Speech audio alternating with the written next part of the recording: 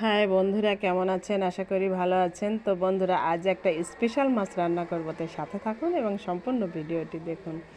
তো বন্ধুরা, আমি বেশি একটা রান্না বান্না করি না, কিন্তু মাঝে মধ্যে আমার মেয়েরা ভীষণ বায়না ধরে যে আমি মায়ের হাতের রান্না খাবো। তো আর কি করা, মেয়েদের বায়না বলে কথা, রান্না তো করতেই হবে। তাই চলে এলাম রান্না করতে, সাথে থাকুন এবং সম্পূর্ণ ভিডিওটি দেখুন। তো দেখুন, আমি প্রথমে কিন্তু মশলাটা তৈরি করে নিলাম ব্লেন্ডারে। আপনারা দেখতে পেলেন মশলাটা তৈরি, এখন রান্না করতে যাব। তো চলুন কিভাবে আমি রান্না করি আজ দেখবেন। তো আমি প্রথমে চুলার উপরে কড়াইটা বসিয়ে দিলাম। কড়াইটা গরম হচ্ছে, কড়াইটা গরম হতে হতে আমি এখানে পাশে দেখুন মাছ রয়েছে, মাছগুলোই আমি হলুদ আর লবণটা ভালো করে মাখিয়ে নেব।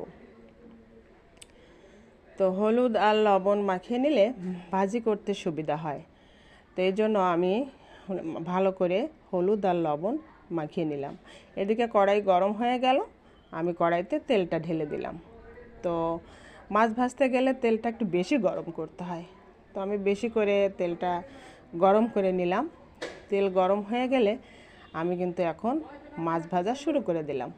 তো বন্ধুরা, আপনারা অবশ্যই স্ক্রিনে দেখতে পাচ্ছেন যে আসলে স্পেশাল মাছটা কি, অনেকেই চিনতে পারছেন। যদি চিনতে পারেন অবশ্যই কমেন্ট বক্সে কিন্তু নামটা লিখবেন যে এটা কী মাছ। ঠিক আছে, মনে করেন আজকের রান্নার ভিডিওর এটা আপনাদের জন্য কুইজ। তো যাই হোক, মাছ ভাজির পরে আমি কিন্তু আলুগুলো ভালো করে ভাজি করে নিলাম।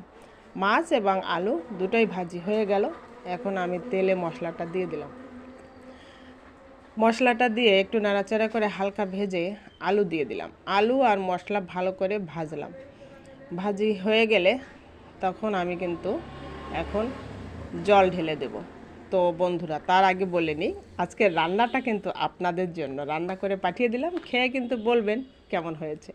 তো যাই হোক, আমি জলটা ঢেলে দিলাম। আপনি আপনার পছন্দ মতো ঝোলটা দিবেন। কেউ একটু বেশি পছন্দ করে, কেউ একটু কম পছন্দ করে। তো যখন তরকারিতে পলক এসে যাবে তখন কিন্তু মাছগুলো ছেড়ে দিতে হবে। তো দেখুন, আমি মাছগুলো ছেড়ে দিলাম। এখন পর্যাপ্ত জাল হলেই আমার তরকারিটা কিন্তু কমপ্লিট হয়ে যাবে। তো রান্না প্রায় শেষের পথে। কেমন লাগলো আজকের ভিডিওটি, রান্নার ভিডিওটি? যদি ভালো লাগে অবশ্যই লাইক, কমেন্ট, শেয়ার ও সাবস্ক্রাইব করে আমার সাথে থাকবে। তো দেখুন, রান্না কমপ্লিট।